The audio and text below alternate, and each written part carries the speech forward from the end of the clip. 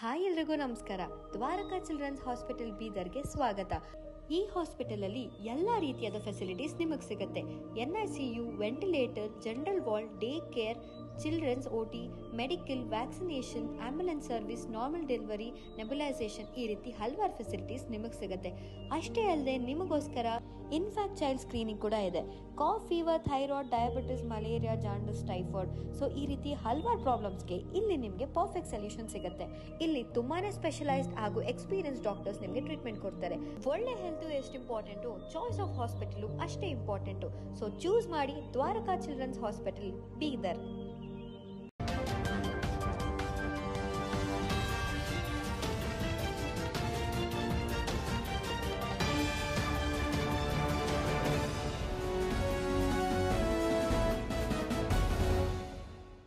ನಮಸ್ಕಾರ, ನೀವು ನೋಡ್ತಾ ಇದ್ದೀರಾ ಸುದ್ದಿ ಸಮಯ ನ್ಯೂಸ್ ಚಾನಲ್. ಇದು ಲೋಕಲ್ ಎಕ್ಸ್ಪ್ರೆಸ್. ನಾನು ಮಹರ್ದೊಡ ಕುಳಿಗೆ ಮತ್ತೆ ಹೊಸ ಸುದ್ದಿಗಳನ್ನು ತೆಗೆದುಕೊಂಡು ನಾವು ನಿಮ್ಮ ಮುಂದೆ ಬರ್ತಾ ಇದ್ದೀವಿ. ಈ ದಿನದ ಪ್ರಮುಖ ಹೆಡ್ಲೈನ್ಸ್ಗಳನ್ನು ನೋಡ್ಕೊಂಡು ಬರೋಣ.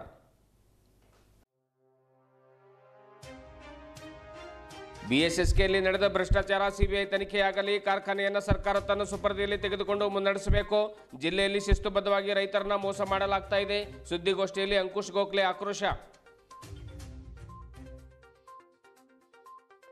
ಬೈಕ್ ಮೇಲೆ ಬಂದು ಕಳ್ಳತನ ಮಾಡಿದ ಕಳ್ಳರ ಗುಂಪು ಬಸವಕಲ್ಯಾಣ ತಾಲೂಕಿನ ಉಮಾಪುರ, ಕೊಂಗೆವಾಡಿ ಮತ್ತು ಚಡಕಪುರ ಗ್ರಾಮದಲ್ಲಿ ಕಳ್ಳತನ. 8 ಮನೆಗಳಿಗೆ ಕನ್ನ ಹಾಕಿದ ಖದೀಮರು. 8 ಲಕ್ಷಕ್ಕೂ ಅಧಿಕ ಹಣ ಮತ್ತು ಚಿನ್ನ ಬೆಳ್ಳಿ ಎಗರಿಸಿದ ಶಂಕೆ ವ್ಯಕ್ತಪಡಿಸಿದ ಜನರು. ಮಹಿಳೆಯರ ಮತ್ತು ಮಕ್ಕಳ ಅನೈತಿಕ ಸಾಗಾಣಿಕೆ ತಡೆ ಕುರಿತು ಜಿಲ್ಲಾ ಮಟ್ಟದ 1 ದಿನದ ತರಬೇತಿ. ಮಹಿಳೆಯರು ಮತ್ತು ಮಕ್ಕಳಿಗೆ ಪ್ರತಿಯೊಬ್ಬರು ಗೌರವ ಕೊಡಬೇಕು, ಅನೈತಿಕ ಸಾಗಾಟ ಸಲ್ಲದು. ಪ್ರಕಾಶ್ ಬನ್ಸೋಡೆ. ಮಹಿಳೆಯರಿಗೆ ಮತ್ತು ಮಕ್ಕಳಿಗೆ ಆಸೆ ಒಡ್ಡಿ ಸಾಗಾಣಿಕೆ ಮಾಡುವುದು ತಪ್ಪು. ಗುರುರಾಜ್. ಅಮಿತ್ ಶಾ ಡಾಕ್ಟರ್ ಅಂಬೇಡ್ಕರ್ ಅವರಿಗೆ ಅವಮಾನ ಮಾಡಿದ್ದಾರೆ ಎಂದು ಆರೋಪಿಸಿ ವಿವಿಧ ಸಂಘಟನೆಗಳ ವತಿಯಿಂದ ನಗರದಲ್ಲಿ ಜರುಗಿದ ಪ್ರತಿಭಟನೆ. ಸಂವಿಧಾನ ಶಿಲ್ಪಿಗೆ ಅವಮಾನ ಮಾಡಿದ ಅಮಿತ್ ಶಾ ದೇಶದ ಜನರ ಕ್ಷಮೆ ಕೇಳಬೇಕು, ಸಚಿವ ಸಂಪುಟದಿಂದ ಕೈಬಿಡಲು ಒತ್ತಾಯ. ದೇಹದಾನ ಮಾಡುವುದು ಪುಣ್ಯದ ಕೆಲಸವಾಗಿದೆ. ವೈದ್ಯಕೀಯ ವಿದ್ಯಾರ್ಥಿಗಳ ಪರೀಕ್ಷೆಗಾಗಿ ತಪ್ಪದೇ ದೇಹದಾನ ಮಾಡಿ. ಇದು ನಮ್ಮ ಸಂಸ್ಥೆ ವತಿಯಿಂದ ರಾಜ್ಯದಲ್ಲಿ ಬ್ರಿಮ್ಸ್ಗೆ ಕೊಡಿಸಿದ ಮೊದಲ ದೇಹದಾನವಾಗಿದೆ. ಮಹಾರಾಷ್ಟ್ರದಲ್ಲಿ 69 ಭಕ್ತರಿಂದ ದೇಹದಾನವಾಗಿದೆ. ಪೂಜ್ಯ ಶ್ರೀ ಸ್ವಾಮಿ ನರೇಂದ್ರನಾಥ ಆಚಾರ್ಯ ಮಹಾರಾಜರು. ಇಂದಿನ ಒಂದಿಷ್ಟು ವಾರ್ತೆಗಳ ವಿವರಗಳನ್ನು ನೋಡ್ಕೊಂಡು ಬರೋಣ. 1963ರಿಂದ 2017ರವರೆಗೆ ಬೀದರ್ ಸಹಕಾರ ಸಕ್ಕರೆ ಕಾರ್ಖಾನೆಯಲ್ಲಿ ನಡೆದ ಬ್ರಹ್ಮಾಂಡ ಭ್ರಷ್ಟಾಚಾರ ಕುರಿತು CBI ತನಿಖೆ ಆಗಬೇಕು. ಕಾರ್ಖಾನೆ ಹರಾಜು ಹಾಕುವುದು ಅಥವಾ ಲೀಸ್ಗೆ ಕೊಡುವುದು ಎರಡೂ ಒಂದೇ. ಮಾರಾಟದ ಅಡ್ಡ ಹೆಸರೇ ಲೀಸ್ ಆಗಿದೆ ಎಂದು ಜನರ ಧ್ವನಿ ಸಂಘಟನೆಯ ಸಂಸ್ಥಾಪಕರಾಗಿರುವಂತಹ ಅಂಕುಶ್ ಗೋಖಲೆ ತಿಳಿಸಿದರು. ನಗರದ ಜಿಲ್ಲಾ ಪತ್ರಿಕಾ ಭವನದಲ್ಲಿ ಕರೆದ ಸುದ್ದಿಗೋಷ್ಠಿಯನ್ನು ಉದ್ದೇಶಿಸಿ ಮಾತನಾಡಿರುವಂತಹ ಅವರು, ಜಿಲ್ಲೆಯ 4 ಜನ ಬಿಜೆಪಿ ಶಾಸಕರ ಹಾಗೂ 2 ಸಚಿವರ ತಲೆಯಲ್ಲಿ ಕಾರ್ಖಾನೆ ಲೀಸ್ ಕೊಡಲೇಬೇಕು ಎನ್ನುವಂಥ ವಿಚಾರ ತುಂಬಿಕೊಂಡು ಕುಂತಿದೆ. ಆದರೆ ಸರ್ಕಾರ ಸಕ್ಕರೆ ಕಾರ್ಖಾನೆಯನ್ನ ಸರ್ಕಾರ ತನ್ನ ಒಂದು ಸುಪರ್ದಿಗೆ ತೆಗೆದುಕೊಂಡು ಅದನ್ನು ಸಹಕಾರ ಕ್ಷೇತ್ರದ ಮೂಲಕವೇ ಮುನ್ನಡೆಸಬೇಕು. ರೈತರಿಂದ ಸ್ಥಾಪನೆಯಾದ ಈ ಒಂದು ಕಾರ್ಖಾನೆ ರೈತರೇ ಮುನ್ನಡೆಸಿಕೊಂಡು ಹೋಗಬೇಕು. ಅದಕ್ಕೆ ಒಬ್ಬ ಅಧ್ಯಕ್ಷರಿರಬೇಕು. ರೈತರಿಗೆ ಇದರಿಂದ ಅವರ ಒಂದು ಹಿತಾಸಕ್ತಿ ಕಾಪಾಡಿದಂತಾಗುತ್ತೆ. ಹೀಗಾದಾಗ ಮಾತ್ರ ರೈತರ ಹಿತಾಸಕ್ತಿ ಕಾಪಾಡಲಿಕ್ಕೆ ಸಾಧ್ಯ. ಒಟ್ಟಿನಲ್ಲಿ ಎಲ್ಲ ಜನಪ್ರತಿನಿಧಿಗಳು ಸೇರಿಕೊಂಡು ವ್ಯವಸ್ಥಿತವಾಗಿ ಶಿಸ್ತುಬದ್ಧವಾಗಿ ರೈತರಿಗೆ ಒಂದು ಮೋಸ ಮಾಡುವಂಥ ತಂತ್ರಗಾರಿಕೆ ಸದ್ಯಕ್ಕೆ ಅನುಸರಿಸ್ತಾ ಇದ್ದಾರೆ ಎನ್ನುವಂಥ ಮಾತನ್ನ ಗೋಖಲೆ ಆರೋಪ ಮಾಡಿದರು. ಜಿಲ್ಲಾ ಉಸ್ತುವಾರಿ ಸಚಿವರು, ಸಚಿವರ ಸಹೋದರರು, ಮಾಜಿ ಸಚಿವರ ಮಗ ಮತ್ತು ಸಹೋದರ ಎಲ್ಲರೂ ಒಂದೇ ಪಕ್ಷದವರಾಗಿದ್ದು ಸರ್ಕಾರವು ಅವರದೇ ಆಗಿರೋದ್ರಿಂದ ಅನುದಾನ ತಂದು ಕಾರ್ಖಾನೆ ಮುನ್ನಡೆಸಬೇಕು, ರೈತರಿಗೆ ಸಹಾಯ ಮಾಡಬೇಕು ಎಂದು ಗೋಖಲೆ ಹೇಳಿದರು. ಸದ್ಯ ಬೀದರ್ ಸಹಕಾರ ಸಕ್ಕರೆ ಕಾರ್ಖಾನೆಗೆ DCC ಬ್ಯಾಂಕ್ ಸೇರಿದಂತೆ ಅನ್ಯ ಬ್ಯಾಂಕ್ಗಳ ಒಂದು ಸಾಲ ಸೇರಿದಂತೆ ಒಟ್ಟು 406 ಕೋಟಿ ಸಾಲವಿದೆ. ಸರ್ಕಾರ ಮನಸ್ಸು ಮಾಡಿದರೆ ಸಾಲ ತೀರಿಸಿ ರೈತರ ಹಿತ ಕಾಪಾಡಬಹುದು. ಒಂದು ವೇಳೆ ಕಾರ್ಖಾನೆಯನ್ನು ಹರಾಜು ಅಥವಾ ಲೀಸ್ಗೆ ನೀಡಿದರೆ ಮುಂದಿನ ದಿನಗಳಲ್ಲಿ ರೈತರ ಜೊತೆ ಚರ್ಚಿಸಿ ಕೋರ್ಟ್ ಮೊರೆ ಹೋಗುವ ಸಿದ್ಧತೆ ನಡೀತಾ ಇದೆ. CBI ತನಿಖೆಗೂ ಒಪ್ಪಿಸಲು ಹೋರಾಟದ ರೂಪುರೇಷೆ ಸಿದ್ಧಪಡಿಸಲಾಗ್ತಾ ಇದೆ ಎಂದರಲ್ಲದೆ ಕಾರ್ಖಾನೆ ಮೇಲೆ ಅವಲಂಬಿತರಾಗಿರುವಂತಹ 1035 ಕಾರ್ಮಿಕರ ಸಂಬಳ ನೀಡಬೇಕು. ಸರ್ಕಾರ ಕಾರ್ಖಾನೆಗೆ ಅನುದಾನ ನೀಡಿ ಮುಂದಿನ 5 ವರ್ಷಗಳವರೆಗೆ ಜಿಲ್ಲಾಧಿಕಾರಿಗಳ ಅಧ್ಯಕ್ಷತೆಯಲ್ಲಿ ಕಾರ್ಖಾನೆ ಮುನ್ನಡೆಸಬೇಕೆಂದು ಸುದ್ದಿಗೋಷ್ಠಿಯಲ್ಲಿ ಹಕ್ಕೊತ್ತಾಯಿಸಿದರು. ಇದೇ ವೇಳೆ ಸಂಘಟನೆಯ ಪ್ರಮುಖರಾದ ಶಿವರಾಜ್ ಚಿನ್ಕೆರ ಹಾಗೂ ಮೊಹಮ್ಮದ್ ಜಮೀರ್ ಖಾನ್ ಕೂಡ ಮಾತನಾಡಿದರು. ಪ್ರಮುಖರಾದ ತಿಪ್ಪಣ್ಣ ವಾಲಿ, ಮಾರುತಿ ಕಾಂಬ್ಳೆ, ರವಿ ಕೋಟೆ, ದತ್ತು ನಾಗವಂಶಿ, ಲಕ್ಷ್ಮಣ ಹೋಚಕನಹಳ್ಳಿ ಸೇರಿದಂತೆ ಇನ್ನಿತರರು ಉಪಸ್ಥಿತರಿದ್ದರು. ಪರಿಸ್ಥಿತಿ ಬಂದ್ಬಿಟ್ಟು ಅವರಿಗೆ ಈ ಜಿಲ್ಲೆಯ ಉಸ್ತುವಾರಿ ಸಚಿವರು ಸರ್ಕಾರ ಕಾಂಗ್ರೆಸ್ ಸರ್ಕಾರ ಅವರಿಗೆ ಬೇರೆ ಬೇರೆ ಡಿಪಾರ್ಟ್ಮೆಂಟ್ ಅವರಿಗೆ ಹುದ್ದೆಗಳು ಕೊಡಬೇಕು. ಮೂರನೇದು VSS ಕಾರ್ಖಾನೆ ಏನಲ್ಲ, ಇದು ಲೀಸ್ ಇಲ್ಲ. ನಾ ಈಗಾಗಲೇ ಹೇಳ್ದಂಗ ಇದು ಲೀಸ್, ಇದರ ಅಡ್ಡ ಹೆಸರು ಮಾರಾಟದ ಅಡ್ಡ ಹೆಸರೇ ಲೀಸ್ ಅದ. ಲೀಸ್ ಇಲ್ಲ, ಏನಿಲ್ಲ. ಇದು ಸಂಪೂರ್ಣವಾಗಿ ಸರ್ಕಾರ ತನ್ನ ಅಧೀನಕ್ಕೆ ತಗೋಬೇಕು. ಮಿನಿಮಮ್ ಕನಿಷ್ಠ 5 ವರ್ಷಗಳ ಕಾಲ ಜಿಲ್ಲಾಧಿಕಾರಿಗಳ ನೇತೃತ್ವದಲ್ಲಿ ಆಡಳಿತದಿಂದ ನಡೆಸ್ಕೊಂಡು ಹೋಗಬೇಕು ಅಂತ ನಮ್ಮ ಹಕ್ಕೊತ್ತಾರೆ. ಸೊ ಇಷ್ಟೆಲ್ಲ ಇದು ಜಿಲ್ಲೆಯ ಉಸ್ತುವಾರಿ ಸಚಿವರು ಇದರ ಸಂಬಂಧವಾಗಿ, ನಿಜವಾಗ್ಲೂ ನಾವು ಇದರ ಸಂಬಂಧವಾಗಿ ಇವತ್ತು ನಾವು ಸ್ಮರಿಸಬೇಕಾಗ್ತದ. ಒಂದು ಕಡೆ ವಿಪರೀತ ಚಳಿಗೆ ಜಿಲ್ಲಾಡಳಿತ ರೆಡ್ ಅಲರ್ಟ್ ಘೋಷಣೆ ಮಾಡಿದರೆ, ಇನ್ನೊಂದು ಕಡೆ ಇದನ್ನೇ ದುರುಪಯೋಗಪಡಿಸಿಕೊಂಡ ಕಳ್ಳರ ಗುಂಪೊಂದು ಸುಮಾರು 8 ಮನೆಗಳಿಗೆ ಮಧ್ಯರಾತ್ರಿ ನುಗ್ಗಿ ಸುಮಾರು 8 ಲಕ್ಷಕ್ಕೂ ಅಧಿಕ ಹಣ ಮತ್ತು ಚಿನ್ನ, ಬೆಳ್ಳಿ, ಬಂಗಾರವನ್ನು ಕದ್ದು ಪರಾರಿಯಾಗಿರತಕ್ಕಂಥ ಒಂದು ಘಟನೆ ಬಸವ ಕಲ್ಯಾಣ ತಾಲೂಕಿನ ಉಮಾಪುರ್, ಚಣಗಾಪುರ್ ಹಾಗೂ ಕೊಂಗೆವಾಡಿ ಗ್ರಾಮದಲ್ಲಿ ನಡೆದಿದೆ ಎಂದು ತಿಳಿದು ಬಂದಿದೆ. ಈ ದೃಶ್ಯ CCTVಯಲ್ಲಿ ಸೆರೆಯಾಗಿದೆ. ಬೆಚ್ಚನೆಯ ಸ್ವೆಟರ್ ಹಾಕಿಕೊಂಡು ಕೈಯಲ್ಲಿ ಮಾರಕಾಸ್ತ್ರಗಳನ್ನು ಹಿಡಿದುಕೊಂಡು ಬಿಂದಾಸ್ ಆಗಿ ಮಧ್ಯರಾತ್ರಿ ಈ 3 ಗ್ರಾಮಗಳಿಗೆ ತೆರಳಿ ಬೀಗ ಒಡೆದು ಕಳ್ಳತನ ಮಾಡಿದ ದೃಶ್ಯ CCTVಯಲ್ಲಿ ಸೆರೆಯಾಗಿದೆ. 3 ಬೈಕ್ಗಳ ಮೇಲೆ 6 ಜನರು ಬಂದು, ಅಂದರೆ ತಲಾ ಒಂದೊಂದು ಬೈಕ್ ಮೇಲೆ 3 ಜನ, ಅಂದರೆ ಒಟ್ಟು 6 ಜನ ಕಳ್ಳರು ಬಂದು ಉಮಾಪುರ ಗ್ರಾಮದಲ್ಲಿ 2 ಲಕ್ಷಕ್ಕೂ ಅಧಿಕ ಹಾಗೂ ಚಿನ್ನ, ಬೆಳ್ಳಿಯನ್ನು ಕಳ್ಳತನ ಮಾಡಿದ್ದಾರೆ. ಉಳಿದ 2 ಗ್ರಾಮಗಳಲ್ಲೂ ಕೂಡ ಬೀಗ ಒಡೆದು ಕಳ್ಳತನ ಮಾಡಿದ್ದಾರೆ. ಕೆಲವು ಮನೆಗಳಲ್ಲಿ ಕಳ್ಳತನ ಮಾಡಿ ಸ್ವತಃ ತಾವೇ ಮತ್ತು ಹೊಸ ಬೀಗವನ್ನು ಹಾಕಿ ಕಳ್ಳರು ಅಲ್ಲಿಂದ ಕಾಲ್ಕಿತ್ತಿದ್ದಾರೆ ಎನ್ನುವಂಥ ಮಾಹಿತಿ ಕೂಡ ತಿಳಿದು ಬಂದಿದೆ. ವಿಷಯ ತಿಳಿದ ಬಸವ ಕಲ್ಯಾಣ ಪೊಲೀಸ್ ಠಾಣೆ ಸಿಬ್ಬಂದಿಗಳು ಗ್ರಾಮಗಳಿಗೆ ತೆರಳಿ ತನಿಖೆ ನಡೆಸಿದ್ದಾರೆ. ಪ್ರಕರಣ ದಾಖಲಿಸಿಕೊಂಡು ಕಳ್ಳರ ಬಂಧನಕ್ಕೆ ಜಾಲ ಬೀಸಿದ್ದಾರೆ ಎಂದು ಮೂಲಗಳಿಂದ ತಿಳಿದು ಬಂದಿದೆ.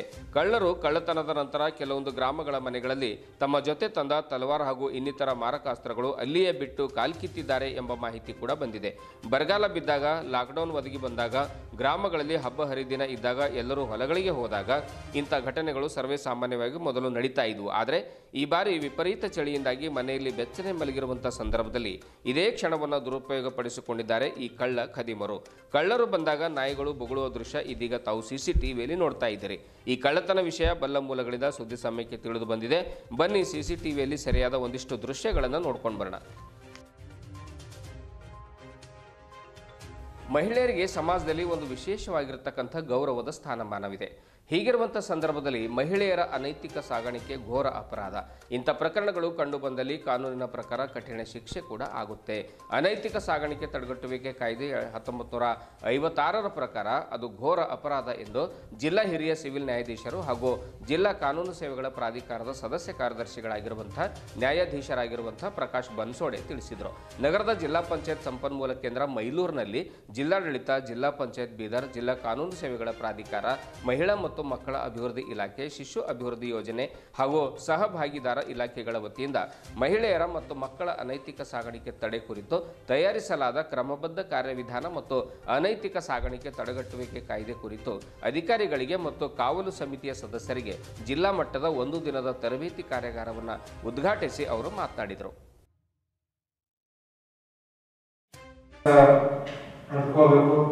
ಅವರಿಗೆ ನಾವು ರೆಸ್ಪೆಕ್ಟ್ ಕೊಡಬೇಕು. ನಮ್ಮ ಧರ್ಮದಲ್ಲಿ, ಹಿಂದೂ ಧರ್ಮದಲ್ಲಿ ಮಹಿಳೆಯರಿಗೂ ಉನ್ನತ ಸ್ಥಾನ ಇದೆ. ಮಹಿಳೆಯರನ್ನ ದೇವತೆಯನ್ನಾಗಿ ಕಾಣಲಾಗುತ್ತದೆ ಮತ್ತು ಎಲ್ಲಿ ಮಹಿಳೆಯರನ್ನ ಚೆನ್ನಾಗಿ ನೋಡ್ಕೊಳ್ತಾರೋ ಅಲ್ಲಿ ದೇವತೆಗಳು ವಾಸಿಸ್ತವೆ ಅಂತ ಹೇಳ್ತಾರೆ. ನಮ್ಮ ಭಾರತದ ಸಂವಿಧಾನದ ಅನುಚ್ಛೇದ 21ರಲ್ಲಿ ಕೂಡ ಪ್ರತಿಯೊಬ್ಬ ನಾಗರಿಕನಿಗೂ ಕೂಡ ಗೌರವದಿಂದ, ಘನತೆಯಿಂದ ಬಾಳುವಂತ ಹಕ್ಕು ನೀಡಿದೆ. ಆದ್ದರಿಂದ ಮಹಿಳೆಯರನ್ನ, ಮಕ್ಕಳನ್ನು ನಾವು ಗೌರವಯುತವಾಗಿ ಅವರನ್ನು ನಡೆಸ್ಕೊಂಡು ಹೋಗಬೇಕು. ಅವರಿಗೆ ನಾವು ಗೌರವ ಕೊಡಬೇಕು. ಆದರೂ ಸಹಿತ ನಮ್ಮ ದೇಶದಲ್ಲಿ ಮಹಿಳೆಯರು ಅನೇಕ ಪ್ರತಿಯೊಂದು ಕ್ಷೇತ್ರದಲ್ಲಿ ಕೂಡ ಉತ್ತಮ ಸಾಧನೆ ಮಾಡ್ತಾ ಇದ್ದಾರೆ. ಇಷ್ಟೆಲ್ಲ ನಮ್ಮ ದೇಶದಲ್ಲಿ ಮಹಿಳೆಯರು ಸಾಧನೆ ಮಾಡ್ತಾ ಇದ್ರು ಸಹಿತ ಅಂಬೇಡ್ಕರ್ ಅಂಬೇಡ್ಕರ್ ಅಂಬೇಡ್ಕರ್ ಈ ಹೆಸರು ಹೇಳುವುದು ಈಗ ಒಂದು ಫ್ಯಾಷನ್ ಆಗಿ ಹೋಗಿದೆ. ಅದೇ ಅಷ್ಟೊಂದು ಬಾರಿ ದೇವರ ಹೆಸರನ್ನು ಹೇಳಿದರೆ 7 ಜನ್ಮಗಳವರೆಗೆ ನಿಮಗೆ ಸ್ವರ್ಗ ಸಿಗ್ತಾ ಇತ್ತು. ನೀವು ಅಂಬೇಡ್ಕರ್ ಬಗ್ಗೆ 100 ಬಾರಿ ಬೇಕಾದರೂ ಹೇಳಿ, ಆದರೆ ಅವರ ಬಗ್ಗೆ ನಿಮ್ಮ ಧೋರಣೆ ಹೇಗಿತ್ತು ಅನ್ನೋದನ್ನು ನಾನು ಹೇಳ್ತೇನೆ ಎಂದು ಸಂವಿಧಾನ ಕುರಿತ ಚರ್ಚೆಯ ಸಂದರ್ಭದಲ್ಲಿ ರಾಜ್ಯಸಭೆಯಲ್ಲಿ ಗೃಹ ಸಚಿವ ಅಮಿತ್ ಶಾ ಅವರು ಮಾತನಾಡುವಂಥ ಸಂದರ್ಭದಲ್ಲಿ ಈ ರೀತಿ ಹೇಳಿದರು. ಹೀಗಾಗಿ ಅಮಿತ್ ಶಾ ಅವರು ಅಂಬೇಡ್ಕರ್ ಅವರಿಗೆ ಅವಮಾನ ಮಾಡಿದ್ದಾರೆ, ಅವರು ರಾಜೀನಾಮೆ ನೀಡಲೇಬೇಕು, ದೇಶದ ಜನರ ಕ್ಷಮೆ ಯಾಚಿಸಬೇಕೆಂದು ಬೀದರ್ನಲ್ಲಿ ದಲಿತ ಸಂಘಟನೆಗಳ ಒಕ್ಕೂಟ ಮತ್ತು ಸಂವಿಧಾನ ಸಂರಕ್ಷಣಾ ಸಮಿತಿ ವತಿಯಿಂದ ಪ್ರತಿಭಟನೆಯನ್ನು ನಡೆಸಲಾಯಿತು. ಈ ಕುರಿತು ಮಾತನಾಡಿರುವಂತಹ ಜಿಲ್ಲಾ ಕಾಂಗ್ರೆಸ್ ಅಧ್ಯಕ್ಷ ಬಸವರಾಜ್ ಜಾಬಶೆಟ್ಟಿ ಅವರು, ಅಂಬೇಡ್ಕರ್ ಅವರು ಸಂವಿಧಾನ ನೀಡದೇ ಇದ್ರೆ ಇಂದು ನೀವು ಗೃಹ ಸಚಿವರಾಗಿರ್ತಾ ಇರಲಿಲ್ಲ, ಕೂಡಲೇ ನೀವು ರಾಜೀನಾಮೆ ನೀಡಬೇಕು, ದೇಶದ ಜನರ ಕ್ಷಮೆ ಯಾಚಿಸಬೇಕು ಎನ್ನುವಂಥ ಮಾತನ್ನು ಕೂಡ ಹೇಳಿದರು. ಮಾಜಿ ವಿಧಾನ ಪರಿಷತ್ ಸದಸ್ಯ ಅರವಿಂದ್ ಕುಮಾರ್ ಅರಳಿ ಅವರು ಮಾತನಾಡಿ, ಅಂಬೇಡ್ಕರ್ ಅಂದ್ರೇನೆ ಭಾರತ ದೇಶ ಅಂದ್ರೇನೆ ಅಂಬೇಡ್ಕರ್ ಅವರಾಗಿದ್ದಾರೆ. ಹೀಗಾಗಿ ಸಂವಿಧಾನ ಶಿಲ್ಪಿ ಬಗ್ಗೆ ಈ ರೀತಿ ಹೇಳಿಕೆಯ ನೀಡಿರುವಂಥದ್ದು ಖಂಡನೀಯ. ಅಮಿತ್ ಶಾ ರಾಜೀನಾಮೆ ನೀಡದೇ ಇದ್ದರೆ ಭಾರತ್ ಬಂದ್ ಆಗುವ ಸಾಧ್ಯತೆ ಇದೆ. ಈ ದೇಶದಲ್ಲಿ 90% ಜನ ಅಂಬೇಡ್ಕರ್ ಅವರ ಪರವಾಗಿ ನಿಲ್ಲುವ ಸಾಧ್ಯತೆ ಇದೆ. ಕೆಲವು ಬಿಜೆಪಿ ಮುಖಂಡರು ಅಮಿತ್ ಶಾ ಅವರ ಹೇಳಿಕೆಯನ್ನು ಸಮರ್ಥನೆ ಮಾಡುತ್ತಿರುವಂಥದ್ದು ಖಂಡನೀಯ ಎಂದು ಅರಳಿ ಹೇಳಿದರು. ಇದೇ ವೇಳೆ ಪ್ರತಿಭಟನೆಯಲ್ಲಿ ಗ್ಯಾರಂಟಿ ಯೋಜನೆಗಳ ಜಿಲ್ಲಾ ಅನುಷ್ಠಾನ ಸಮಿತಿಯ ಅಧ್ಯಕ್ಷ ಅಮೃತರಾವ್ ಚಿಂಕೋಡೆ, ಸಂವಿಧಾನ ಸಂರಕ್ಷಣಾ ಸಮಿತಿಯ ಕಾರ್ಯದರ್ಶಿ ಅನಿಲ್ ಕುಮಾರ್ ಬೆಲ್ದಾರ್, ಪ್ರಮುಖರಾದ ಬಾಬು ಪಾಸ್ವಾನ್, ರಮೇಶ್ ಡಾಕುಳ್ಗಿ, ಸಂಜಯ್ ಜಾಗಿರ್ದಾರ್, ಯೂಸುಫ್ ಪೆಹಲ್ವಾನ್ ಸೇರಿದಂತೆ ಇನ್ನಿತರ ಸಂಘಟನೆಗಳ ಪ್ರಮುಖರು ಹಾಜರಿದ್ದರು.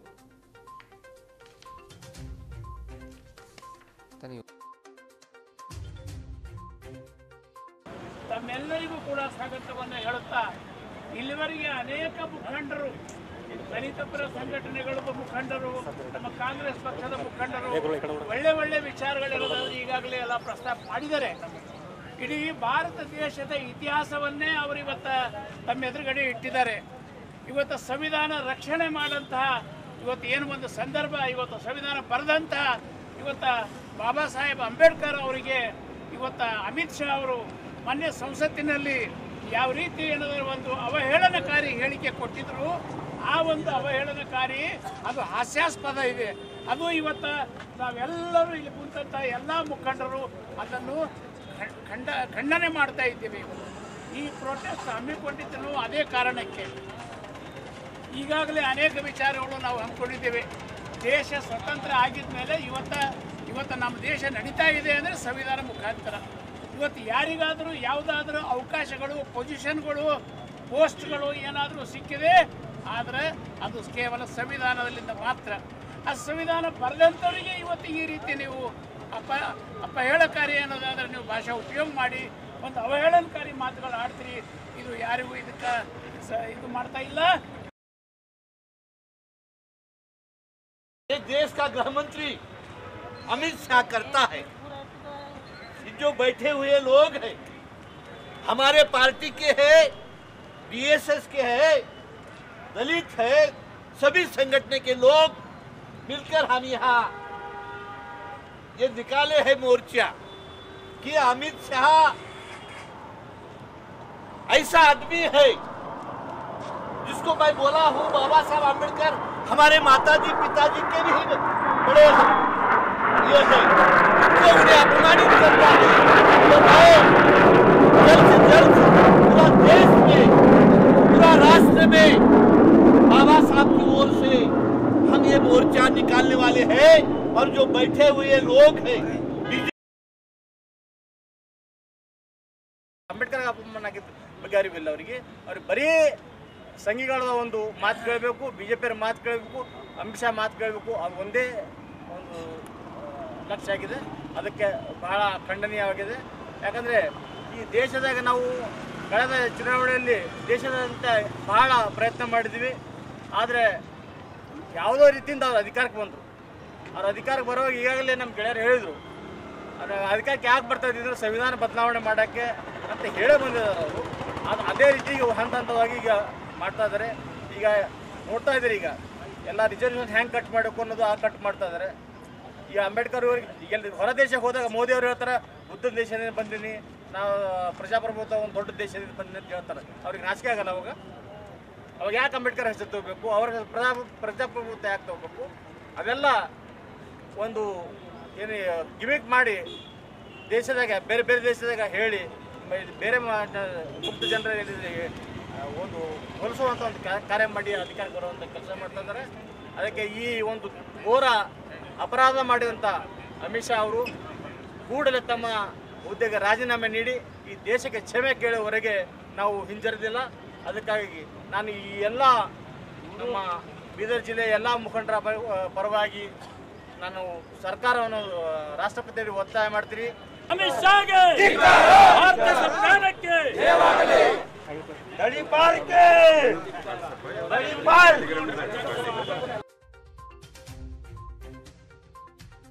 ವ್ಯಕ್ತಿ ಮರಣೋತ್ತರ ದೇಹದಾನ ಮಾಡುವಂಥದ್ದು ಇದೊಂದು ಪುಣ್ಯದ ಕಾರ್ಯವಾಗಿದೆ. ಮರಣದ ನಂತರವೂ ನಮ್ಮ ಶರೀರ ಇತರರಿಗೆ ಉಪಯೋಗ ಆಗಬೇಕು, ನಮ್ಮ ಶರೀರದ ಅಂಗಾಂಗಗಳು ಸದ್ಬಳಕೆ ಆಗಬೇಕು, ವೈದ್ಯಕೀಯ ವಿದ್ಯಾರ್ಥಿಗಳಿಗೆ ಪರೀಕ್ಷೆ ನಡೆಸಲಿಕ್ಕೆ ಸಹಕಾರಿ ಆಗಬೇಕು, ಅವರೊಬ್ಬ ಆದರ್ಶ ವೈದ್ಯರಾಗಿ ಲಕ್ಷಾಂತರ ಜನರ ಪ್ರಾಣ ಯಶಸ್ವಿಯಾಗಿ ಉಳಿಸಬೇಕು ಅಂದರೆ ದಯವಿಟ್ಟು ಎಲ್ಲರೂ ಕೂಡ ತಪ್ಪದೆ ದೇಹದಾನವನ್ನು ಮಾಡಬೇಕೆಂದು ಪೂಜ್ಯ ಶ್ರೀ ಜಗದ್ಗುರು ರಮಾನಂದಾಚಾರ್ಯ ಶ್ರೀ ಸ್ವಾಮಿ ನರೇಂದ್ರಾಚಾರ್ಯ ಮಹಾರಾಜರು ಸುದ್ದಿ ಸಮಯಕ್ಕೆ ತಿಳಿಸಿದ್ದಾರೆ.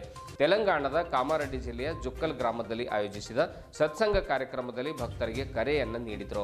ವ್ಯಕ್ತಿ ಮರಣ ಹೊಂದಿದಾಗ ಅವನು ಸುಮ್ಮನೆ ಹೂಳುವ